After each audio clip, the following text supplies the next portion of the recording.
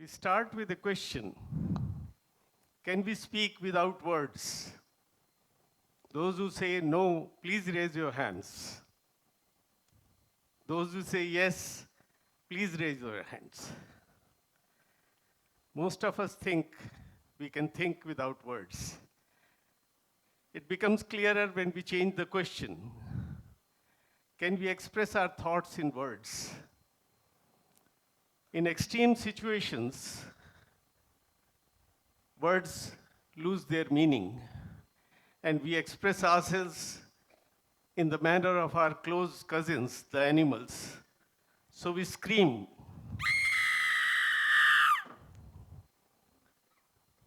we grunt, we laugh, and we sigh. These universal expressions are more effective communicators than words. Words are free. They are free of our will. We cannot stop a thought when it comes to us. When it comes to us, we do not know when it will go. When it goes on its own. Thoughts make us human, and French philosopher René Descartes said, "I think, therefore I am." Now, what are these thoughts? Science tells us that there are 100 billion neurons in our head, which are interconnected with trillions of synapses, each one of which produces up to 1,000 signals per second. These signals somehow create our thoughts. That's all we know about thoughts. That's not much, but that's all we know. We do not know where a thought goes when it leaves us. Maybe it goes to another host. Thoughts are free. Thoughts are free of boundaries. Thoughts are free of possibilities and impossibilities. Thoughts are free of also the laws of physics. They're not subject to gravity. They're not subject to the limit of speed of light. They're not subject to inertia. How much time, energy, and willpower it takes to think you're sitting on the moon or you're going down a black hole?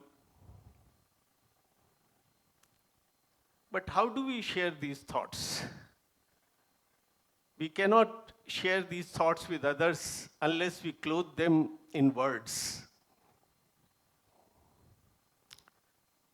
These words have boundaries.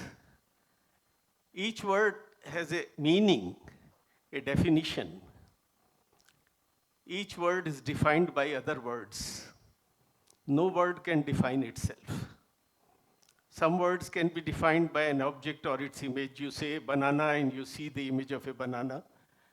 But when the image or object is not at hand, even such words will have to be defined by other words. Thoughts are natural.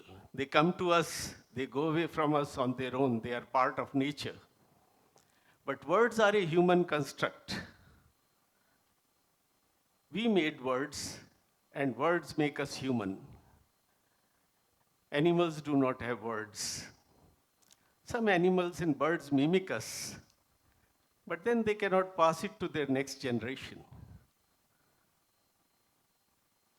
Even we humans, with our long history of speech, cannot pass it on to the next generation through genes. They have not leached into genes. So every new generation has to be taught words. Words which are different in different people and at different times. So these words are meaningless without a meaning. We give them a definition, and then we stick to it. Because if we change the definition of a word without everybody's consent, it will not be intelligible to other people. We cannot alter it. So these words are fixed, imprisoned in their own boundaries. These are prisoners of these definitions. It cannot be altered. When we clothe a thought in these words, the thought also gets imprisoned. The thought becomes bound by these definitions. It ceases to be a free thought. It cannot go away of its own volition. It is owned by the person who has clothed it with thought, words. Such an imprisoned thought is called an idea. Idea has an owner, and idea is fixed. So that is how you get new words in a dictionary. You get a thought, you clothe it with words, and you give it a definition. God was originally perceived as a concept, a perception, and then it became an image. But then somebody put it in a three-letter word. The infinite God was confined to a small word of three letters. He also became a prisoner of these definitions. So this journey from thought to word to an idea has given humans our capability to alter the world. These ideas are tools. These tools can raise boundaries. These tools can raise fortresses. These tools can demolish boundaries and fortresses also. It is up to us to use these tools in the manner of our inclination. But these are very powerful tools, not available to any other creature on earth. When words and ideas create the concept of boundaries, we get the concept of otherness. It is like a potter. He raises a clay pot and says, I have divided the space into inside space and outside space. It is an illusion we know. It's a continuum. The space is a continuum. But he creates this illusion. No pot lasts forever. No illusion also lasts forever. In India, there is a death ritual where you take a clay pot, fill it with water, gradually empty it, and then shatter it off the ground. So when the individual was born, the potter's illusion started that this is an entity distinct from others. It has an inside, it has an outside. But with the shattering of pot, that illusion is gone. Words put us in a class. Nature never replicates. No two leaves are alike. But when words say human, it has two meanings. That we are distinct from all non-human creatures, and that we are similar to each other. Both are very irrational ideas. Any idea which gives dominance of a group over the individual identity is a destructive idea. It is evil. So how do we get into this evil? All animals are rational. All human beings are also rational. But we see a lot of irrationality around. This comes because of our unique capability. It requires words and logic, and so animals do not have this capability.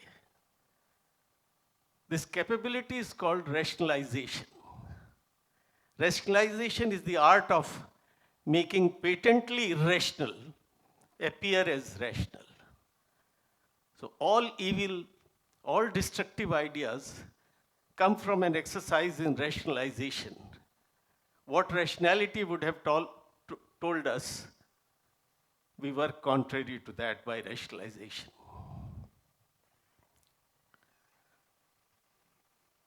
This rationalization, process of rationalization is very dangerous. It creates boundaries and fortresses. It creates differences between people. It creates differences between people and otherness. How do we know that an idea is an original creative idea or a destructive idea created by the process of rationalization? We can use diminishing returns. When a destructive idea is floated, with every user, its utility goes down because it is patently irrational. So that irrationality slowly comes out as it is used. Therefore, these destructive ideas do not last forever, they taper down. Creative ideas have a longer life because with every use, clarity comes, more and more clarity comes. So there is no other. We can demolish this illusion of others with creative ideas. Geniuses have been doing it for ages. We used to have a wall between time and space.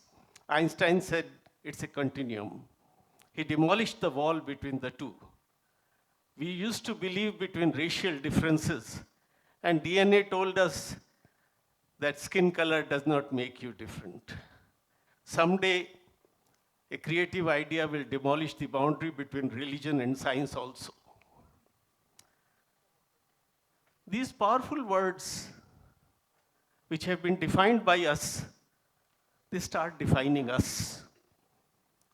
We can prevent that if we control these as a workman, as an artist controls his tools. Tools don't define a creator. A photographer is not defined by his camera. We should be the hand that holds the tool. We should be the master of tools. We should hold these words and ideas as a puppeteer holds his puppets on a string. Everyone enjoys a well-executed puppet show. There, the words cease to be words. They become graphic. The distinction between words and images vanishes when you execute a good puppet show with your words. Limitation is also a word. Words give us limitations. And we can use creative ideas to overcome these limitations. I once undertook 8 years ago, I was 62, a very difficult trek. For 1 month, I went up and down the mountains for 12 hours every day. When I felt like giving up, I asked myself a question. Am I so tired that I cannot take next 4 steps? Even a half-dead person can take next 4 steps. And even on a long, tough journey, you always have to take next 4 steps. So I made my word puppets dance, and I merrily hopped along. These words and ideas, these are animated by us.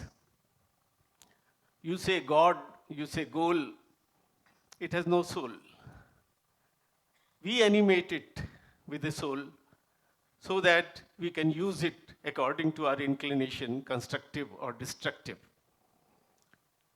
Therefore, our command over these words and ideas makes the future of the world. When a child is born, we give him words slowly. Ultimately, he gets something which is called language. Language is a toolbox. It has meaningless nouns. What is my name? What is somebody's name? Hardly any meaning and connection with the object. It has self-effacing pronouns. Pronouns define a class, and a class makes us similar. It's a destructive idea. It has competition-inducing adjectives and adverbs. Competition, we all know, subtracts from individuality. Instead of individual's best performance, we are looking for best in a group. But the toolbox also has verbs. The universe started with an action. It is through action life achieves its meaning. Think of God as a noun. He becomes powerful, partisan, revengeful, egoistic. The God becomes multitude of gods, and he displays his wrath for other gods. But think of God as a verb. Then he becomes the universal godly ideas of mercy, sharing, holding hands, healing. It's through verbs we achieve meaning in life. Let me end with a story from my future. An angel appears before me. He tells me, drop your nouns. I say, I want to keep one which is dear to me. That's my name. He says, no. Then he says, drop your pronouns. I say, let me keep one which is I, my ego. He says, no. Then he says, drop your verbs. Again I request, let me keep one to exist. And he says, no.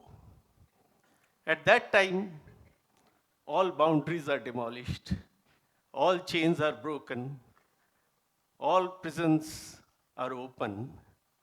I also become a thought, a free thought, and I fly away. Thank you.